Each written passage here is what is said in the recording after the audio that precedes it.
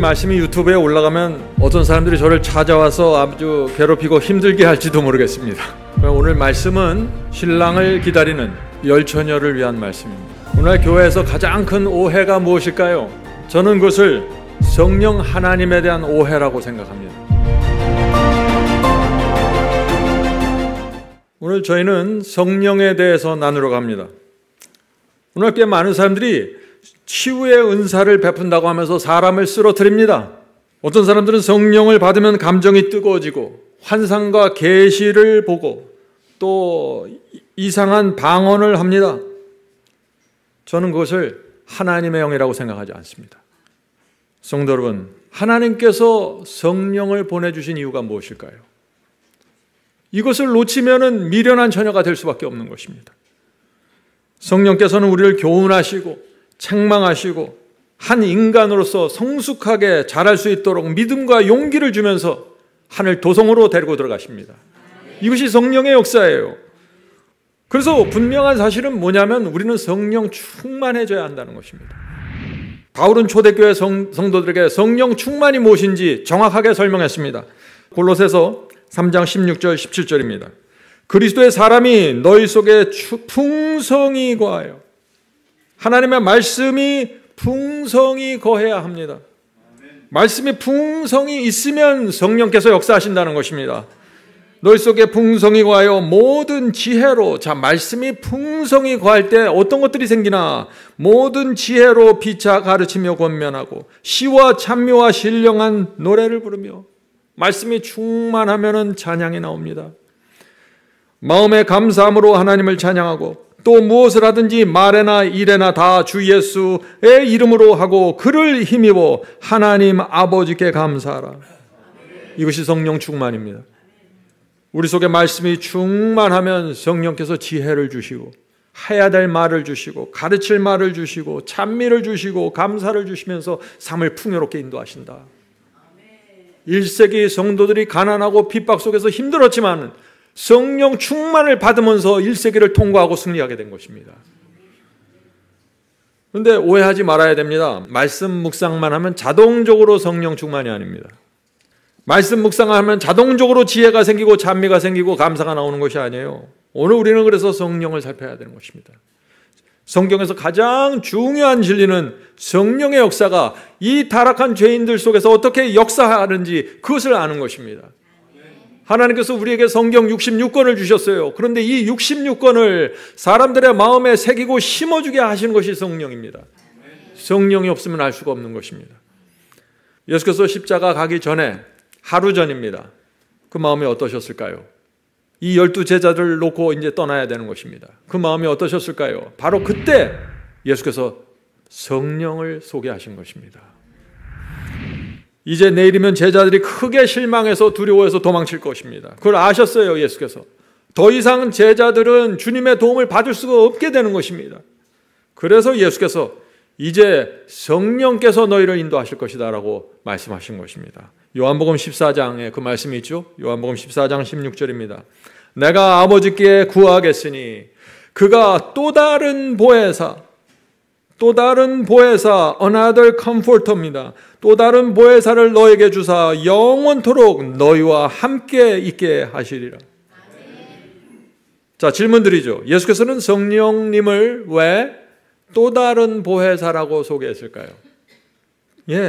예수께서도 보혜사셨기 때문입니다. 보혜사란 함께 동행한다는 뜻입니다. 함께 손을 잡고 동행하면서 계속해서 위로해 주는 것입니다. 그것을 보혜사라고 부르는 것입니다. 예수께서 제자들을 3년 반 동안 돌보셨습니다.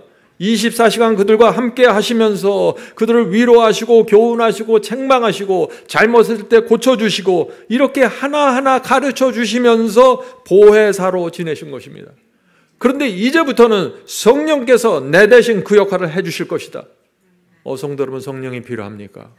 성령이 없으면 그냥 말씀 하나만 남게 되는 것입니다. 우리 눈에 보이지 않는 성령이죠. 예수께서는 보이는 하나님의 영이셨고 성령은 보이지 않는 하나님의 영입니다. 보이지 않는 성령께서 24시간 우리와 함께 하시면서 우리와 동행하시고 위로하시고 교훈하시고 책망해 주시고 강한 용기와 믿음을 주시면서 일일이 가르쳐 주신다. 우리의 양심과 마음 속에서 말이에요. 그 지도를 받는 사람들이 슬기로운 처녀가 되는 것입니다. 성도 여러분, 이 성령을 놓치면은 모든 것을 놓친 것입니다.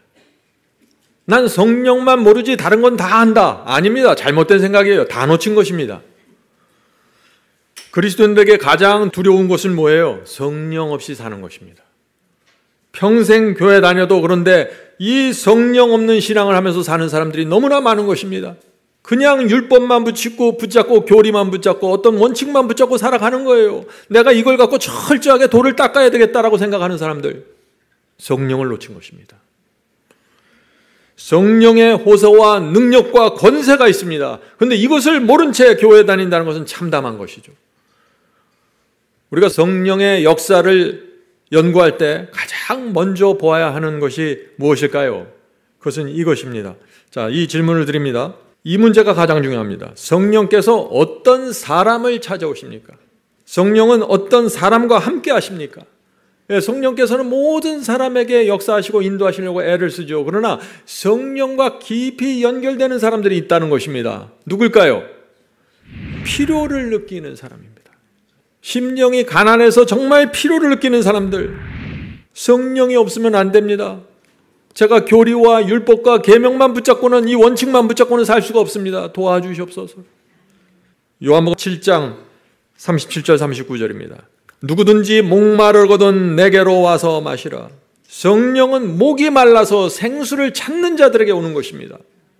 나를 믿는 자는 성경의 이름과 같이, 성령의 이름과 같이 그 배에서 생수의 강이 흘러나리라.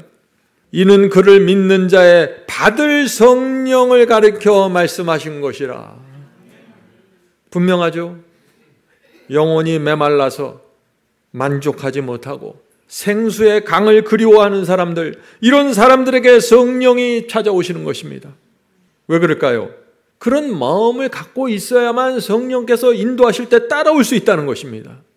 목마르지 않는 사람들은 따라오질 않는다는 것이에요. 목이 마르고 생수를 사모하지 않으면요, 성령께서 교훈하고 가르치고 책망할 때 마음 문을 닫아버려요. 딴청 부립니다. 그래서 이게 성령의 역사가 안 이루어지는 것이죠. 성도 여러분, 잊지 마세요. 성령은 강제하지 않습니다. 하나님의 구원에는 강제가 없습니다. 간절한 마음이 필요합니다. 간절한 마음으로 성령을 구하면 성령께서 오셔서 능력과 권세로 역사하신다는 것입니다. 자, 누가복음 11장 13절입니다. 누가복음 11장 13절.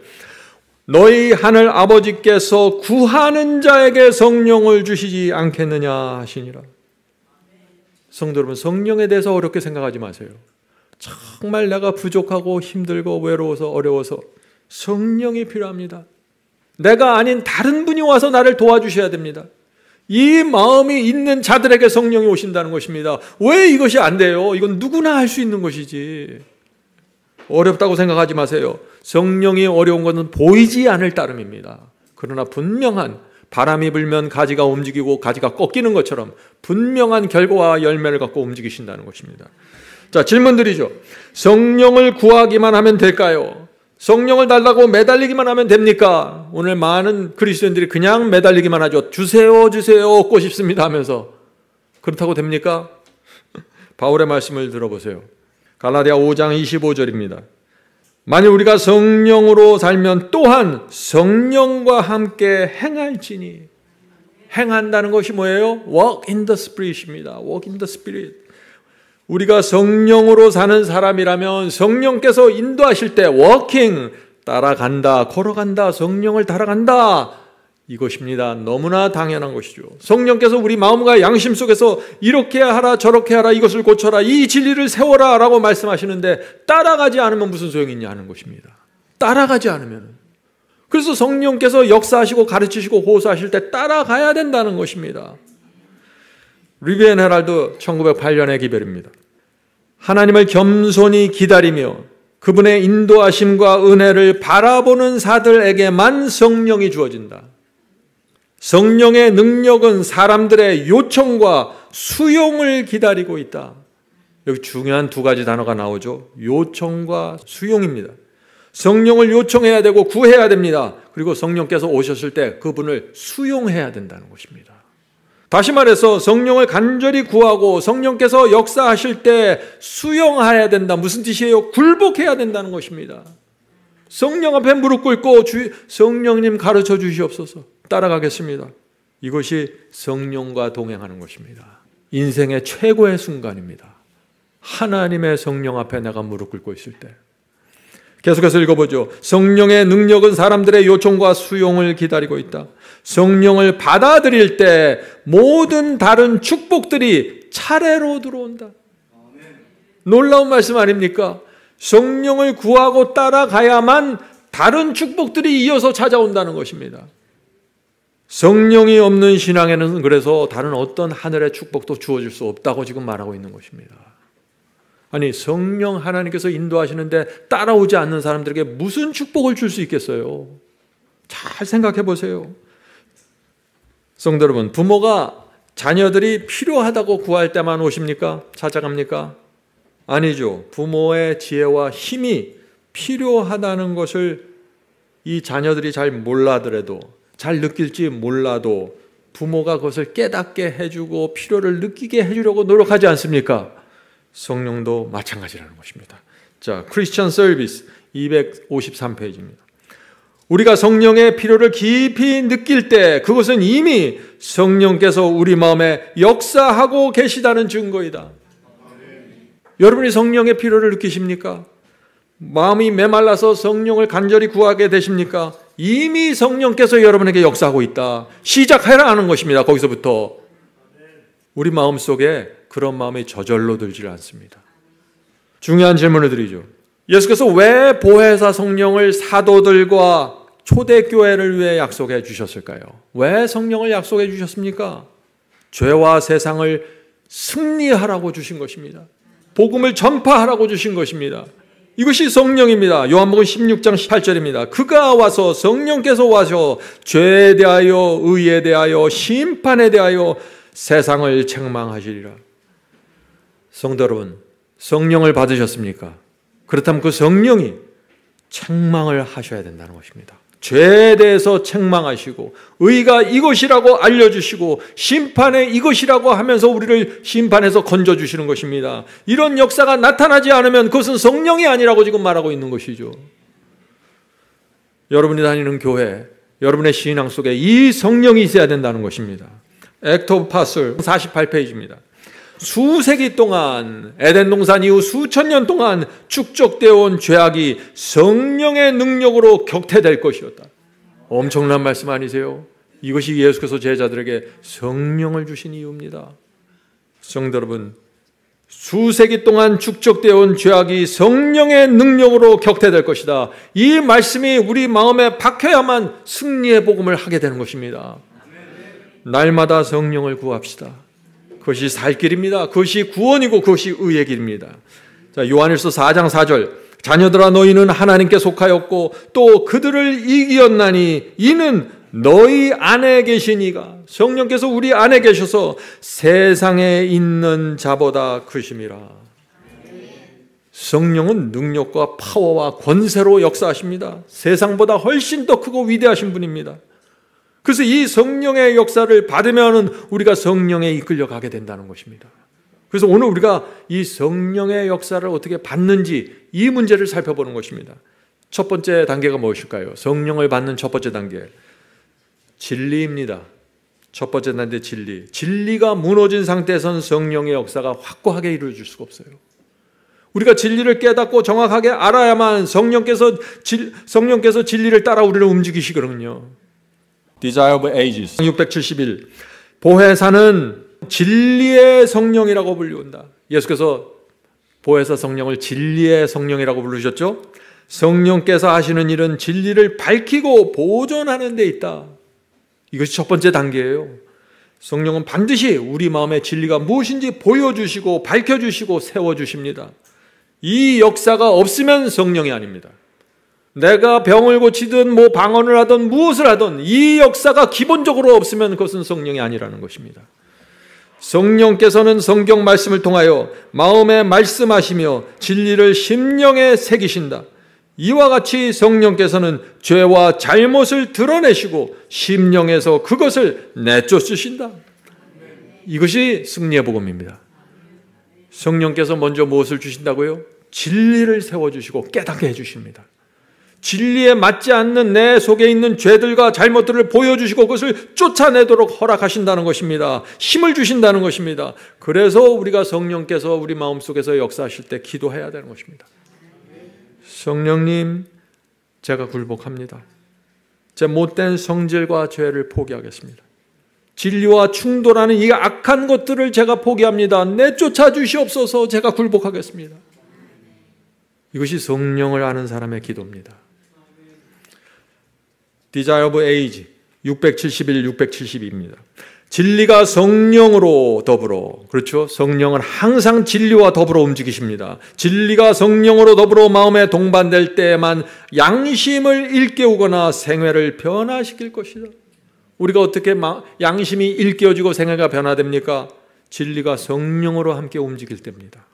누구든지 하나님의 말씀을 문자 그대로 소개할 수 있고 모든 하나님의 말씀의 명령들과 약속들을 잘 알 수 있다.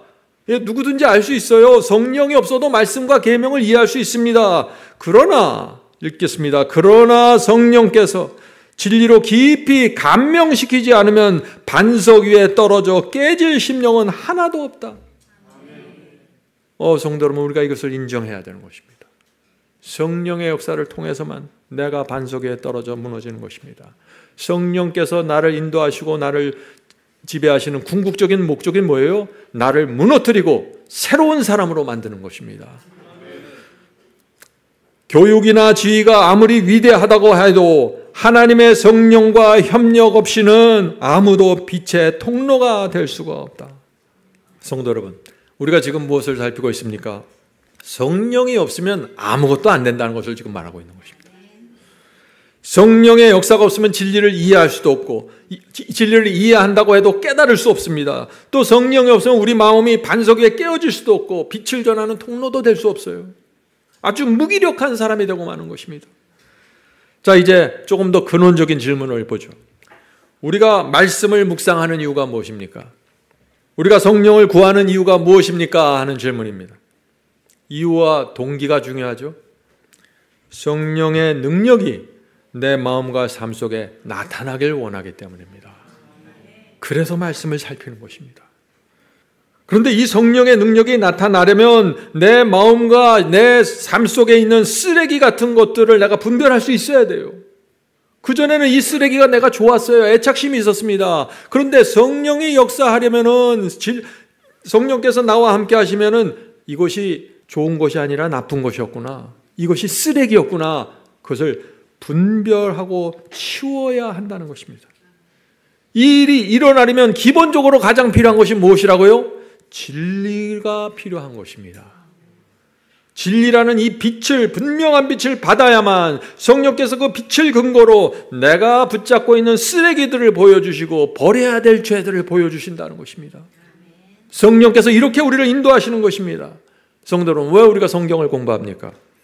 성경이 재미있고 즐거워서 합니까? 아닙니다. 살아계신 성령의 역사를 받고 싶기 때문입니다. 내 인생과 내 신앙의 숙제를 풀고 싶기 때문에 성경을 공부해서 성령을 초청하는 것입니다. 성령의 능력 없이는 하늘도성에 못 갑니다.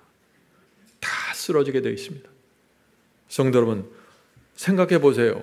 우리 힘으로 어떻게 악의 영들과 맞서 싸울 수 있다고 상상할 수 있습니까?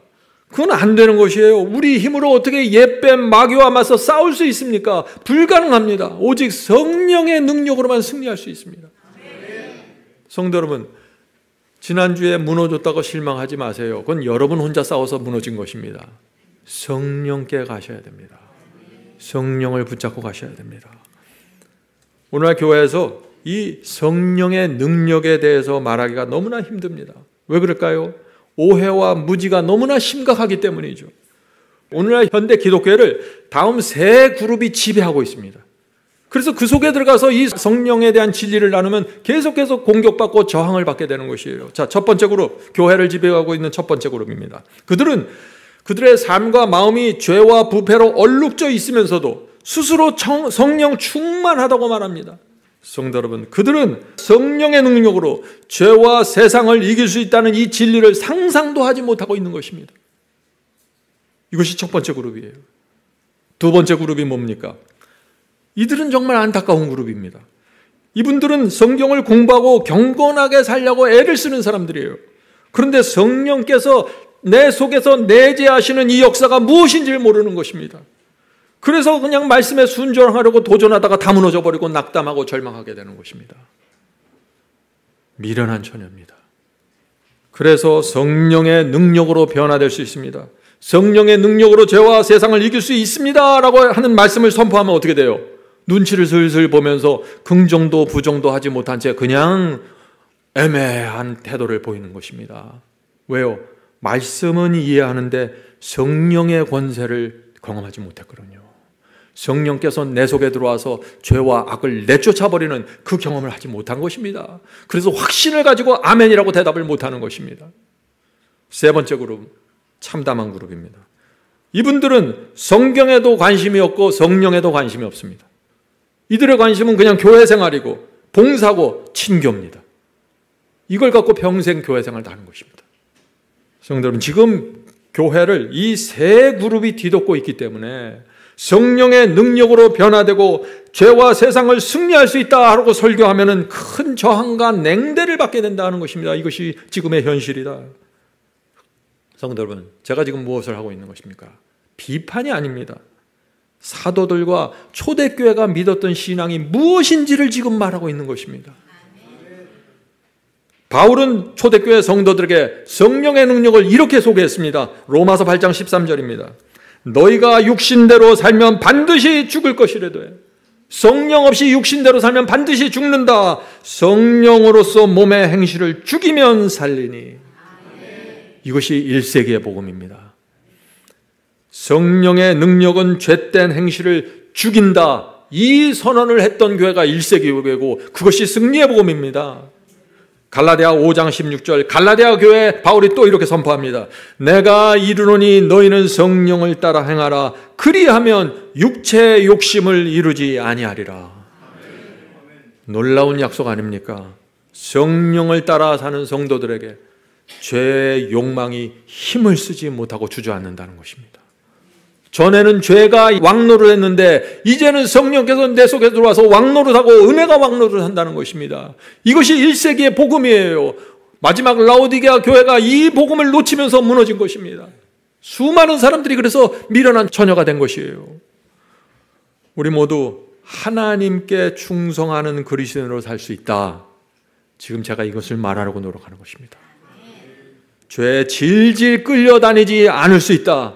이것을 지금 말하려고 애쓰는 것입니다. 성도 여러분, 성령께서 능력으로 역사하시면 사랑도 희생적으로 할 수 있어요. 교회도 희생적으로 다닐 수 있고 모든 것이 봉사와 희생으로 뭉쳐지게 됩니다. 성령의 역사입니다. 잊지 마세요. 우리 스스로는 사탄의 권세에서 벗어날 수 없습니다. 그러나 우리가 이 이기심과 죄가 지긋지긋해서 여기서 해방되기를 간절히 바라고 원할 때 성령께서 권세로 들어오셔서 내 속에 들어오셔서 하나님의 뜻을 이루는 강력한 의지를 세워주신다는 것입니다. 거듭나지 않은 의지가 아니라 성령께서 임하신 의지, 그것은 강력한 의지이고 죄와 세상을 이기는 의지가 되는 것입니다. 여러분들이 그것을 경험하셨을 것입니다. 자, 질문드리죠. 바울은 갈라디아 5장에서 그리스도 예수의 사람들은 육체와 함께 정과 욕심을 십자가에 못 박았다고 했는데 무슨 뜻입니까? 성령께 굴복한 상태를 말하는 것입니다. 성령의 능력으로 육체의 정욕과 욕심이 십자가에 못 박히는 것입니다. 언제요? 성령께 내게 바짝 엎드려서 굴복했을 때 성령님 말씀하옵소서. 이렇게 할 때 성령께서 내 육체를 십자가에 못 박고 드디어 성령의 아름다운 열매를 맺게 된다. 무엇이에요? 사랑과 희락과 화평과 오래 참음과 자비와 양성과 충성과 온유와 절제니 이 같은 것을 금지할 법이 없느니라. 누구도 이것을 금지시킬 수 없어요. 왜요? 성령의 권세로 들어가기 때문에. 조건이 무엇입니까? 내가 성령께 굴복할 때입니다. 완전히 굴복할 때예요. 그래서 많은 분들이 사랑하는 사람이 돼야지, 희락을 나눠야지, 내가 화평한 사람이 돼야지 노력하는데 잘못됐다는 것입니다. 먼저 성령께 굴복하셔야 돼요. 성령께 굴복이 먼저입니다. 그 다음에 아름다운 감정의 열매가 생기는 것입니다. 감정을 내가 스스로 만들어내려고 하지 마세요. 그건 조작입니다. 그건 위선이에요. 말씀과 성령께 굴복하는 신앙으로 들어가면 갈수록 우리 인생이 평강과 풍요로움으로 넘치게 되는 것입니다. 자, 질문 드리죠.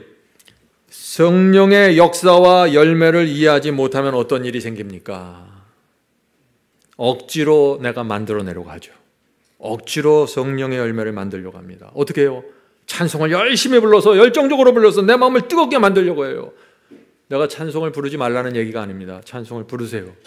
그러나 이것을 뜨거운 감정을 만들려고 부르는 건 아닙니다. 성령의 감동을 받기 위해서 찬송을 부르는 것입니다. 또 어떤 분들은 불을 끄고 통성기도 해서 뜨거움을 맛보려고 하죠. 위선이에요. 거짓이에요. 성령이 없습니다. 그런데 성령과 상관없이 사는 사람들입니다.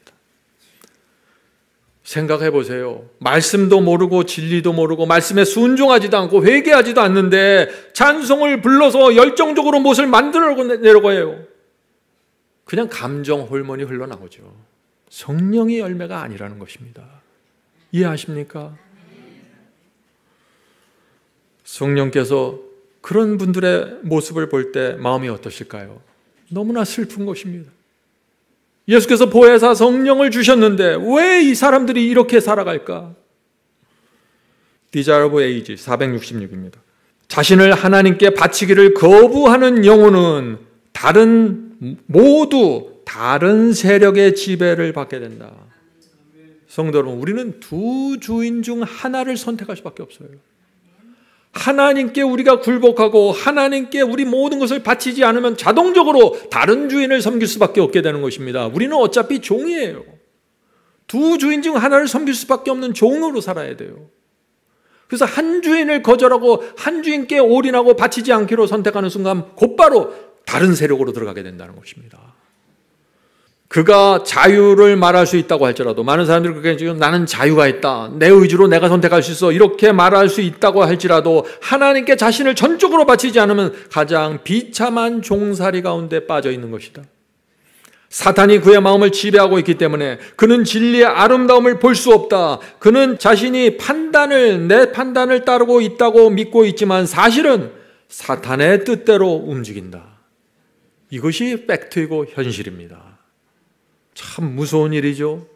많은 사람들이 생각합니다. 나는 내 생각대로, 내 뜻대로 판단해서 나는 내 의지를 갖고 움직인다라고 생각하는데, 내가 하나님께 모든 것을 전적으로 바치지 않는 한 다른 주인을 따라서 움직인다는 것입니다. 이유는 하나입니다. 진리와 성령께 온전히 굴복하지 않기 때문이죠. 진리가 무섭습니까? 성령이 무서워요. 왜 그분 앞에 나가서 굴복하지 못합니까? 그분이, 성령께서 이 우주에서 우리를 가장 사랑하고 아끼시고 어떻게 해서든지 하늘로 데려가라고 최선을 다하시는 분인데 왜 우리가 그분 앞에 나가서 모든 것을 바치지 못합니까? 자, 중요한 질문을 드리죠. 성령의 임재는 두 가지로 이루어집니다. 무엇과 무엇인가요? 참 어렵게 들리는 질문이죠. 그런데 이 질문 우리가 좀 살펴볼 필요가 있습니다. 성령께서 우리와 함께 임재하시는 두 가지 방법입니다. 첫째, with you입니다. 성령께서 우리와 함께 동행하십니다. 둘째, in you입니다. 우리 속에 들어오시는 것입니다. 하나는 우리와 함께, 우리 밖에서 우리와 함께 가시면서 인도하시는 것이고, 또 하나의 방법은 in you, 우리 속에 들어와서 우리를 지배하시는 것입니다. 이 두 가지가 다 필요한 것입니다. 성령께서 우리와 함께 계시고 또한 우리 속에 거하셔야 된다. 자, 요한복음 14장 17절에서 예수께서 이 말씀을 하십니다. 저는 성령은 진리의 영이라 세상은 능히 저를 받지 못하나니. 진리를 거절하면 성령도 거절하게 된다는 것이에요. 이는 저를 보지도 못하고 알지도 못함이라. 그러나 너희는 저를, 성령을 아나니 저는 너희와 함께 거하심이며 with you입니다. 또 너희 속에 거하시겠습니다. in you입니다. 18절 내가 너희를 고아와 같이 버려두지 아니하고 너희에게로 오리라. 자, 이제 우리가 이 성령의 임재 두 가지 방법에 대해서 살펴봐야죠. 자, 질문 드립니다. 성령께서 나와 함께 하시는 것과 내 속에 거하시는 것은 어떤 경험입니까? 이 두 가지가 어떻게 달라지는 것입니까? 하는 질문이죠. 중요하죠. 첫째, with me, 나와 함께, 성령께서 나와 함께 하신다는 것은 성령께서 내게 호소하시고 문을 두드리며 감동하시고 내 선택과 결정을 끌어내시고 인도하시려고 애쓰는 단계입니다. 나와 함께입니다. 이것도 큰 성령의 역사입니다. 이 역사를 받으시는 분들도 감사해야 돼요. 성령께서 나를 버리지 않으시고 나를 계속해서 호소하시고 인도하신다는 이 사실 하나만으로도 우리 마음에 큰 감동이 있어야 된다는 것입니다. 둘째, 인미입니다. 성령께서 내 속에 계신다는 것. 성령께서 내 속에 계신다는 것이 뭐예요? 내가 성령께 굴복했다는 의미입니다. 내가 굴복하지 않고 내가 저항하는데 어떻게 성령께서 강제로 나를 밀고 들어오세요? 근데 우리 자유의지를 꺾지 않으시는 분인데 성령께서 내 마음 보좌에 앉으셔서 나를 온전히 지배하시는 경험, 그것이 인미입니다. 내 속에 계신 성령입니다. 성도 여러분, 성령께서 나와 함께 하시면 성령의 호소를 듣습니다. 진리를 깨닫게 됩니다. with me입니다. 나와 함께 하시는 성령입니다. 그러나 거기서 멈추면 안 된다는 것입니다. 성령께서 반드시 내 속에 들어오셔서 내 뜻, 내 감정을 무너뜨리고 하나님의 뜻을 세우면서 내 마음을 지배하셔야 된다는 것입니다. 그래야 우울함과 침울함과 온갖 잘못된 부정적인 감정들이 떨어져 나간다는 것이죠. 성령께서 내 속에 들어오셔야 어떻게 돼요? 정과 욕심이 십자가에 못 박히게 되는 것입니다. 이것이 인미입니다. 이해하시겠죠? 예. 그래서 바울은 성령 하나님의 호소와 인간의 굴복을 이렇게 설명하고 있는 것입니다. 빌립보 2장 13절 너희 안에서 인유입니다. 너희 안에서 행하시는 이는 하나님이시니 자기의 기쁘신 뜻을 위하여 너희로 소원을 두게 하시고 행하게 하시나니. 성령께서 강제로 내 팔과 다리를 비틀어서 뭘 만드는 것이 아니라 우리 마음속에 소원을 갖게 하셔서 내가 스스로 움직이게 몰고 가신다는 것입니다. 그래서 내가 다 하는 거예요. 그러나 속에서 성령께서 내 속에서 역사하신다는 것입니다. 예수께서 십자가 전날 밤에 말씀하셨습니다. 십자가 가기 하루 전의 밤입니다. 요한복음 14장 18절 내가 너희를 고아와 같이 버려두지 아니하고 너희에게로 오리라. 많은 분들이 이 말씀을 재림으로 생각하는데 재림이 아닙니다. 예수께서 다시 오시는 것입니다. 뭐예요? 예수께서 이 땅에 없어도 이제 십자가에 돌아가시고 부활하셔서 승천하시면 이 땅에 계시지 않지만 누굴 통해서 오시겠다는 거예요? 성령을 통해서 오시겠다는 거예요. 그래서 너희가 고아가 아니다. 이 말씀을 하시는 거예요. 성령을 받아야 그리스도의 임재가 함께 하시는 거예요.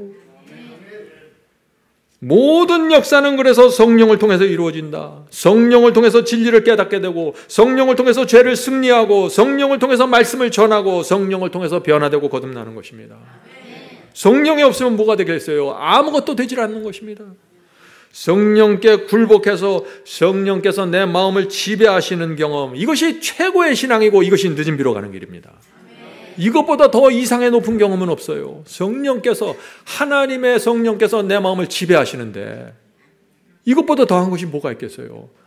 하나님의 성령께서 내 속에 들어오셔서 마음을 지배하시면 거기서 행복한 거고 그것이 인생의 모든 숙제가 풀려나가는 것입니다. 자, 질문 드리죠. 성령께서 계속해서 우리를 인도하시고 호소하시는데 왜 성령께서 우리 속에 거하셔서 in me, 우리 속에 거하셔서 지배하는 경험으로 많은 사람이 들어가지 못할까요? 그렇죠? 이것이 라오디게아 교회의 모습입니다. 예수께서 라오디게아 교회의 모습을 정확하게 그렇게 설명하는 것입니다. 자, 계시록 3장 20절 볼지어다 내가 문 밖에 서서 기다리노니. 지금 예수께서 문 밖에 서서 기다리시는 거예요. 예수님만 문 밖에 서 계십니까? 성령도 문 밖에 서서 기다리신다는 거예요. 성령께서 마음 문 밖에서 두드리시고 호소하시는 것입니다. 내가 그때 마음문을 열어야 된다는 것이죠. 마음을 열고 굴복하지 않으면 성령께서 우리 속에 들어와서 거할 수가 없다. 그 말씀을 하시는 거 아니잖아요. 내가 문 밖에 서서 기다리노니 누구든지 내 음성을 듣고 문을 열면 내가 그에게로 들어가. 여기서 들어가는 거예요. 여기서 들어가 그로 더불어 먹고 그는 나로 더불어 먹으리라. 성령의 권세로 내 인생이 지배되는 모습입니다. 마음의 평강과 자유가 채워지는 것입니다. 육체의 정과 욕심이 십자가에 못 박힌 상태입니다. 이것을 원하시는 것이에요. 예수께서. 라오디게아 교회의 문제가 무엇입니까? 성령께서 문 밖에 계신 것입니다. 성령께서 내재하시는, 내 안에 거하시는 이 인미의 경험이 없는 것입니다. 성령께서 마음문을 두드리시는데 내가 문을 열지 않고 굴복하지 않는 것입니다. 여기서 라오디게아 죽음이 이루어지는 것입니다. 이제 여러분, 오늘날 교회가 무엇을 잃어버렸는지 보이시죠? 성령께 굴복하는 경험을 잃어버린 것입니다. 그래서 교회 안에 굴복이라는 단어가 사라져버린 것입니다. 내가 주님을 사랑하면 되지, 내가 주님의 은혜를 받으면 되지, 내가 주님을 뜻대로 살면 되지. 굴복이 없어요. 전부 내 생각만 갖고 있는 거예요. 마태복음 25장에 열처녀 모두 말씀의 등은 갖고 있었습니다. 여러분들 그걸 잘 아시죠? 교리를 압니다. 말씀이 있으니까 교리를 알아요. 율법을 압니다. 구원론을 알아요. 성소가 무엇인지를 압니다. 경건하고 예배드리고 철저하게 살려고 노력합니다. 무엇이 빠졌어요? 근데 무엇이? 등이 빠진 것이에요. 인미가 빠진 것입니다. 성령께서 들어가셔서 내 속에 들어오셔서 환하게 빛을 내면서 죄를 쫓아내시고 지배하셔야 되는데 그 지배하는 경험이 빠졌다는 것입니다. 그래서 라오디게아 교회에서 빠져나오지 못하고, 그래서 로마서 7장에서 빠져나오지 못하는 것이에요. 문제가 무엇입니까? 성령의 역사를 모르는 것입니다. 그래서 외로움과 낙담 속에서 발을 동동 구르면서 사는 것이에요. 성도 여러분, 예수께서 성령의 놀라운 역사를 기대하셨습니다. 우리도 그렇게 성령을 기대해야 된다는 것입니다. 성령만 오시면 되는구나, 이렇게 생각해야 되는 것이에요. 예수께서 12 제자들을 데리고 다니면서 보시는데 얼마나 답답했겠어요. 12 제자들, 여러분들 잘 알잖아요. 이 제자들이 주님을 따라다니면서 얼마나 많은 설교를 듣고 가르침을 받았습니까? 예수님의 놀라운 능력을 봤어요. 그런데 예수께서 이 제자들을 보니 어떻게 답답해요. 서로 싸우고 잘났다고 하고 말씀을 아는 것 같은데 전혀 변화는 되지 않고 욕심을 갖고 그냥 주님을 따라오고 있고, 예수께서 나중에 오죽하면 이 말씀을 하세요. 너희들 중에 한 명은 마귀니라. 또 베드로에겐 또 뭐라고 하셨어요? 너무 답답하니까 착각하잖아요. 자기 자신에 대해서. 자기가 누군지를 모르는 거예요. 그러니까 베드로에게 뭘 얘기해요? 닭이 2번 울기 전에 네가 나를 3번 부인할 거야. 3번째 부인할 때는 나를 저주하고 욕할 거야, 네가.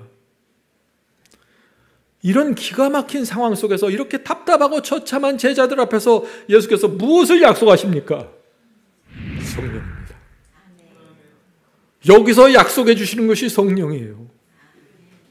내가 3년 반 동안 너희를 그렇게 가르쳐줬는데 안 됐지만 이제 성령께서, 보혜사 성령, 또 다른 보혜사가 오면 이것이 된다. 이걸 말씀하시는 거예요. 이 예수님의 확신대로 성령께서 오셔서 그들을 무너뜨리셨습니다. 위대한 사도로 세우신 거예요. 이것이 성령의 능력입니다.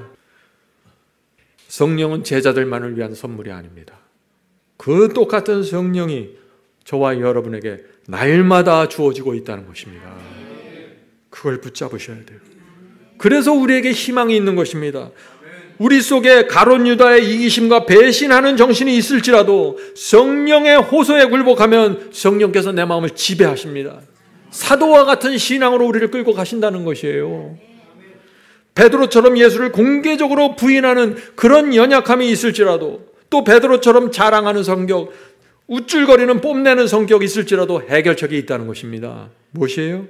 보혜사 성령입니다. 성령께 굴복하십시오.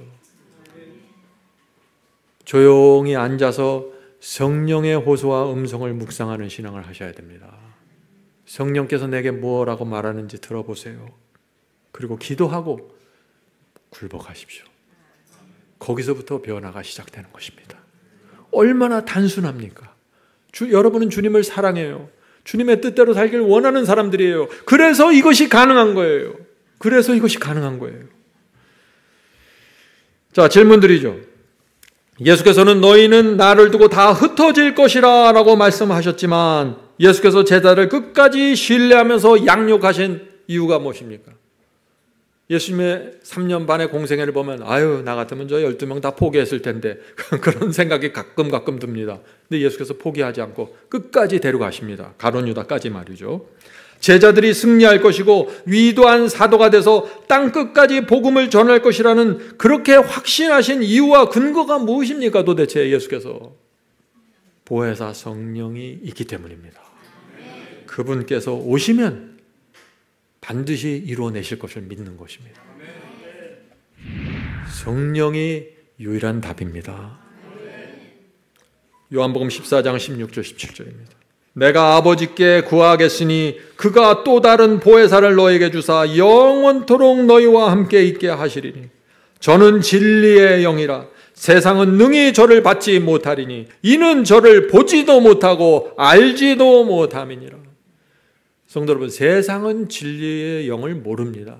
세상에게 기대하지 마세요. 알아줄 것이라고 기대하지 마세요. 그들은 이것을 보지도 못하고 알지도 못한다고 말했어요. 그러나 너희는 저를 성령을 안하니 저는 너희와 함께 거하심이며 너희 속에 계시겠습니다. 이것이 소망의 기별입니다.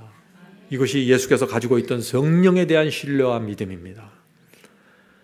성령께서 이 제자들과 함께 끝까지 함께 하실 것이고 결국에는 그들 마음속에 들어가 지배하실 것이라고 예수께서 확신하신 것입니다. 성도 여러분, 우리도 예수께서 확신을 갖고 바라보고 계신 것입니다.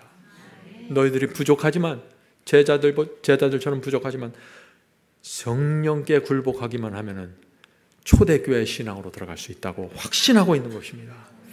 액트 오브 파슬 47, 49입니다. 주님께서는 성령이 그의 대리자로서 힘있는 사업을 행하러 오실 그때를 가리키셨다. 성령의 능력으로 수세기 동안 축적되어 온 죄악이 격퇴될 것이었다. 자, 그런데 이 죄악이 격퇴되는 조건이 있다는 것입니다. 사람들이 자신을 성령의 지배에 맡길 때 하나님은 능력 있게 일할 수 있으시다. 우리 사람들끼리 줬다 뺏는다는 말 하죠. 줬다 뺏으면 성령께서 못 들어오세요. 줘버리셔야지. 완전히 맡기세요. 하나님이세요. 그분이 피조물이 아니에요. 왜 완전히 맡기질 못합니까? 성령의 약속은 어떤 시대나 어떤 족속에게 제한되어 있지 않다. 그리스도께는 성령의 거룩한 감화가 세상 끝날까지 그를 따르는 자들과 함께 할 것이라고 선언하셨다. 오순절 때부터 지금까지 보혜사 성령은 자신을 주님과 그분의 사업에 온전히 바친 모든 사람과 함께 하셨다. 그분의 사업에 온전히 바쳐야 됩니다. 그분의 사업이 뭐예요?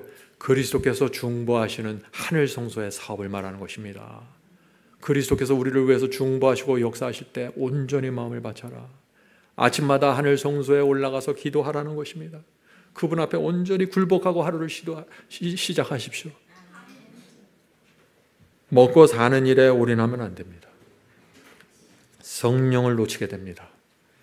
주의 사업에, 주의 사역에 바쳐야 합니다. 먹든지 마시든지 하나님의 영광을 위해서 제가 살고 싶습니다. 이것이 내 자신을 하나님께 바치는 거예요. 그것이 성령을 받는 길입니다. 자, 질문 드리죠. 성령의 인도하심이 날마다 항상 필요한데 왜 많은 사람들이 성령을 자꾸 놓치게 될까요? 왜입니까? 이유가 단순해요. 복잡한 이유가 아니에요. 너무 바빠요. 너무 분주합니다. 생각이 너무 많아요. 집중하지 못하는 것이에요. 액트 오브 파슬 50, 51페이지. 사소한 일에 마음을 빼앗기면 하나님의 능력이 무한히 제공된다고 해도 소용이 없게 된다. 단순하죠? 사소한 일에 마음을 빼앗기지 마십시오. 사탄이 던져주는 일로 마음을 빼앗기면 안 됩니다. 그것이 돈이 됐든 무슨 사람 사이의 관계 됐든 그 사소한 일 때문에 마음을 빼앗기면 성령의 능력이 온전히 들어올 수가 없다는 것입니다. 자, 계속해서 읽어보죠. 우리가 능력을 받을 수 있는 통로임에도 불구하고, 우리는 능력을 받을 수 있는 통로예요. 통로임에도 불구하고 왜 우리는 성령의 선물을 열망하고 애타하지 않는가? 왜 우리는 그것에 대하여 말하고 그것을 위해 기도하고 그것에 관한 설교를 하지 않는가? 보혜사 성령은 제자들의 것이었던 것처럼 오늘날 우리들의 것이다. 성령께서는 진리 때문에 세상에서 미움받고 우리 자신의 실패와 과오를 인식하는 가운데 투쟁하고 씨름하는 영혼에게 위기에서 버틸 수 있는 힘을 공급해 주신다. 성도 여러분, 진리 때문에 세상에서 미움받습니까? 진리 때문에 가정에서 미움받습니까? 성령의 힘을 받을 수 있는 사람입니다. 내 실패와 내 부족함 때문에 투쟁하면서 고민하면서 씨름하고 있습니까? 그 위기에서 버틸 수 있는 힘을 성령께서 주신다는 것입니다. 슬픔과 고통으로 인생이 어둡고 앞날이 혼란스럽게 보이므로 무력함과 외로움을 느끼는 때 이런 영혼들이 있습니까? 앞날을 보면 두렵고 외롭습니까? 두렵습니까? 무기력함을 느낍니까? 성령이 오시는 것입니다. 이런 사람들에게 바로 그때가 믿음에 대한 기도의 응답으로 성령께서 마음의 안위와 위로를 가져다 주시는 때이다. 성도 여러분, 보혜사 성령이십니다. 성령께서 계속 우리와 함께 하십니다. 예수께서 재림하시는 그날까지 계속해서 우리와 함께 하시면서 우리 속에 들어와서 우리를 지배하는 그 순간과 그 시간을 기대하면서 오고 계신 것입니다. 우리가 맡기고 바치고 굴복해야 된다는 것입니다. 여기에 우리의 운명이 결정되는 것입니다. 여기서 말씀 마치겠습니다. 성도 여러분, 성령의 인도를 사모하십니까? 얼마나 사모하십니까? 성령께서 내 속에 거하셔서 지배하시는 그 신앙을 사모하십니까? 정말 사모하셔야 됩니다. 죄를 이기고 싶고 의의 길을 가고 싶습니까? 하나님께 영광 돌리는 삶을 살기 원하십니까? 우리의 소원의 크기에 따라서 성령의 역사가 달라지는 것입니다. 내가 얼마나 이 문제에 간절하고 매달리는지 거기에 맞춰서 성령께서 들어오셔서 지배하실 수밖에 없다. 우리가 이것을 꼭 마음에 담고 가길 바랍니다. 정리하면 이렇습니다. 성령께서 우리를 위대한 진리로 여기까지 인도해 주셨습니다. 여기서 멈추면 안 됩니다. 성령께서 우리 속에서 왕처럼 지배하셔야 됩니다. 은혜가 왕처럼 지배하는 것처럼. 그래서 육체의 정과 욕심을 십자가에 못 박고 아름다운 열매 맺힐 때까지 지배하셔야 됩니다. 이 역사가 우리 속에서 확실하게 분명하게 이루어질 때 늦은 비가 오는 것입니다. 성령께서 우리를 그날까지 인도해 주시길 간절히 바랍니다.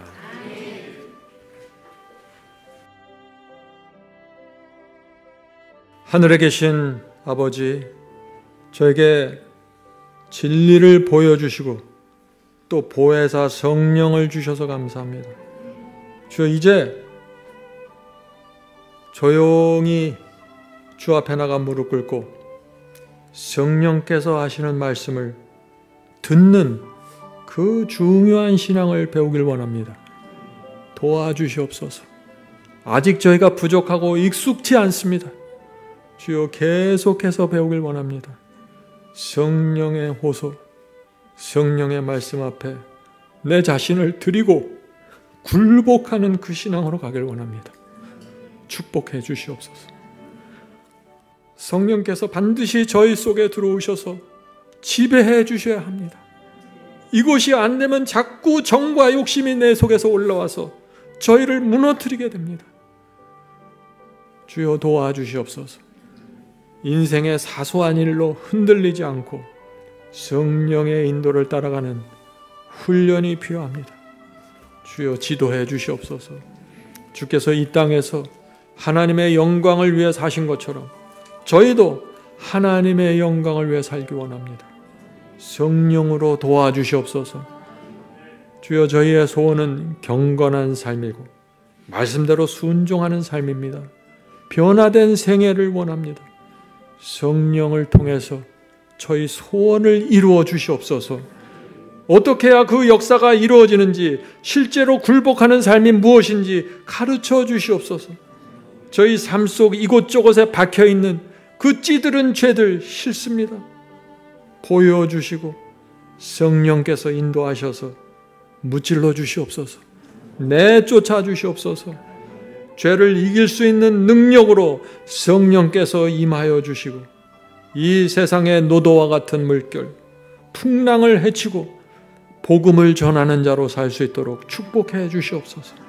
모든 말씀 예수 그리스도의 이름으로 간절히 기도드립니다. 아멘.